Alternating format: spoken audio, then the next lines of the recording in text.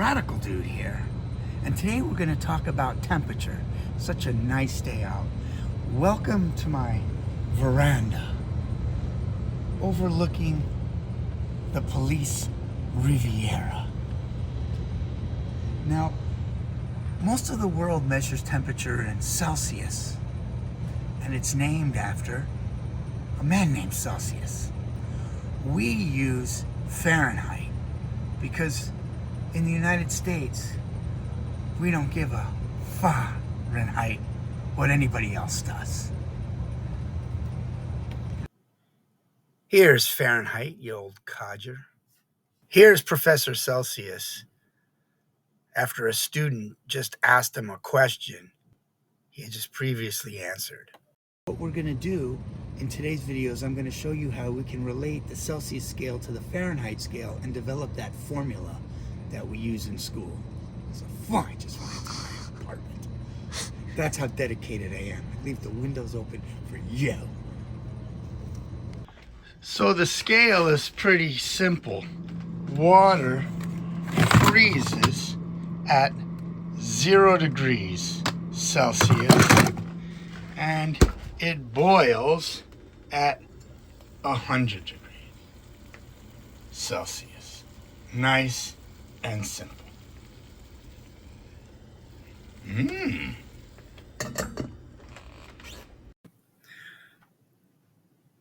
Okay, let's take a look at the relationship between Celsius, which I'll write here, and Fahrenheit. So, what we know is that water freezes, so H2O freezes at 0 Celsius, and H2O boils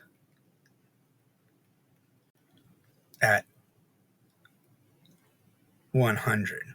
Now for the Fahrenheit, you have to memorize, it's a little off, is that at 0 degrees Celsius is 32 degrees Fahrenheit, and at 100 degrees Celsius, water boils at 212 degrees Fahrenheit. So we have 2 points. So if I just take a look at it on a graph, let's just draw this graph, not to scale, of course, X, Y. I'll put the Celsius on the bottom, on the X-axis, and the Fahrenheit on the Y-axis. Fahrenheit. And now let's just graph these 2 points. 0, 32, so I start at 0, I go up 32. I'm going to make a point right here.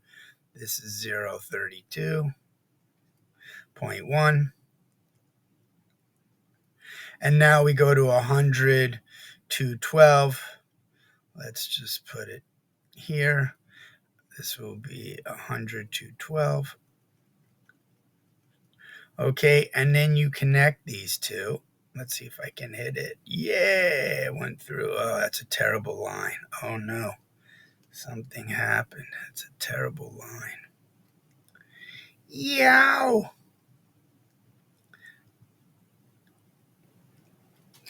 And then you can visualize. You could see right now the line touches quadrants 1, 2, and 3, but not 4, which means whenever Celsius is positive, you cannot have a negative Fahrenheit. That's why there's no line here. So, and it goes on forever. So now what we can do is we can write an equation passing through these 2 points for this line. So we're going to try to write an equation in the form of y equals mx plus b. Now, since we have these 2 points, 0, 32, and 100, 212, we're going to try to write an equation of a line through these 2 points. So we know that the slope formula is y2 minus y1 over x2 minus x1. And here's your first point, x1, y1. Your second point is x2, y2. And now we just substitute into this equation to get us the slope. So it's 212 minus 32 over 100 minus 0. And 212 minus 32 is 180. And 180 divided by 100 minus 0 is 100. Now, we can reduce this, and the zeros are gone, right? They both share a 10, and 18 over 10 is both even. It's 9 over 5. So our slope is 9 over 5. So that's good. That means it goes up 9 units in Fahrenheit and over 5 units in Celsius. And that continues up 9 over 5, up 9 over 5, and follows the line. Over here, watch this. What we're going to do is I'm just going to move this around. This equation, I'm going to cross multiply. Oops, I did something wrong here. Cross multiply, and I'm going to have y2 minus y1 equals m times x2 minus x1. What I can do is pick a point, plug it in, and find the y-intercept, because we're going to make the formula in slope-intercept form of y equals mx plus b. But here's the interesting thing. I already know what b is, because if I look back at the graph, the b is 32. So my equation becomes y equals 9/5 x plus 32. Well, here's the thing. What is x? X is Celsius. So I'll put the Celsius back there. And y is Fahrenheit. So I'll put the F. You've got to be kidding me. Wow. So where were we before we got lost? So we have over here 9/5 c plus 32, and this y is equal to f. So what we've done is we've already written the equation that relates Fahrenheit to Celsius. Now, what if you didn't know that this intercept was 32? So, see, right here on this y-axis, you can see on the y-axis that it intercepts at 32. But just say you didn't know that. What you would do then is, let me go back here, is we're going to use the formula again. y2 minus y1 equals m times x2 minus x1. And now what we do is we'll pick one of the points. I think the easiest point to use is 0, 32 because of the 0. And we know the slope is 9/5. And we'll call this x1, y1.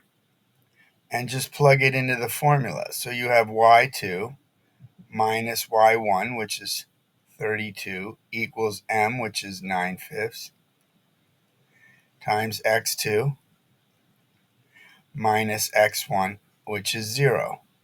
So now we can eliminate the subscripts, the 2's. So we have y minus 32 equals 9/5.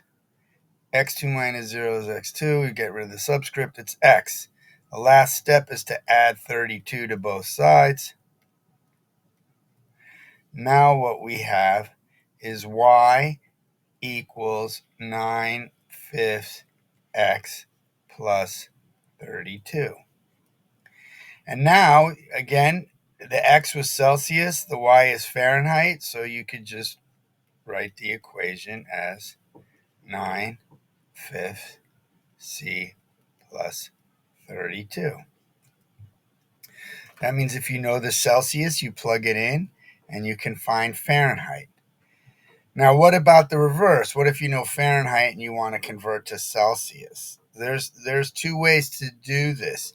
You can either go back to the beginning that we had and switch the variables so that you make the Fahrenheit the x-axis and the Celsius the y. Switch these two numbers here, 0 and 32, make 32 0, the 100 212, make 212 100, and do the whole thing and come up with the formula.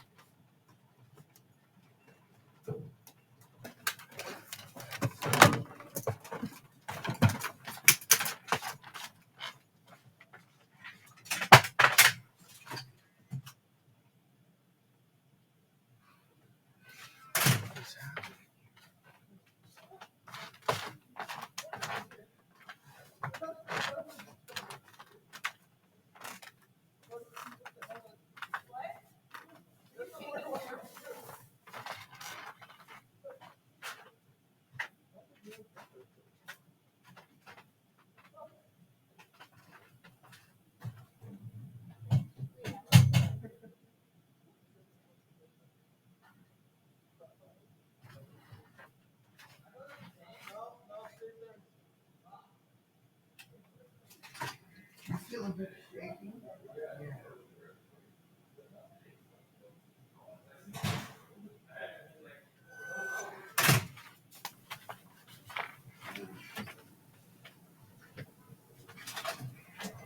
What was it? Yeah, that was an earthquake. It was an earthquake? Yeah. Oh my gosh, yeah. It's like, Is it on the news already or no? No, I mean, there's some. I just texted a friend in upstate New York, and he also felt it. Oh, he did. Okay, so it's not just our building. It's Oh, all of course not. And there are people in bless Tri City. Are there people outside We're not. standing? We're not emerging. So, But there are people outside standing around too? yeah. where upstate was it? Yeah, holy shit. Wow, we literally just had a 4.8 magnitude earthquake. So I'm here in New York City, so I'm a bit shaken, pun intended. Where was I here? So we have this relationship. Another way we can do is solve for C. So we can solve for C. Let's do that. So we have F. So we have F equals 9/5 C plus 32. If you want to put it in terms of C, just get rid of the 32.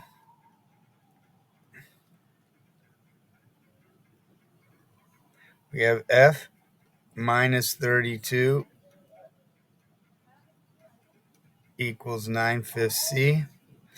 Now we want to get rid of this 9/5 so we can multiply by its reciprocal. 5/9 here. And then you have to multiply this whole thing by 5/9. And then you will have C equals 5/9 F minus 5/9 times 32. And then you can figure out what that is. You can just do 5/9 F minus, yeah. Yeah, no, he's not picking up. He's probably sleeping. Yeah, they're assessing for damage. I don't think there's any, but it was pretty shaky. Where were you at home? Yeah, I thought the Really? building That's was going to yeah. collapse. It was bouncing up and Really? down. Yeah, and I have a lot of Really? books here I have to get rid of.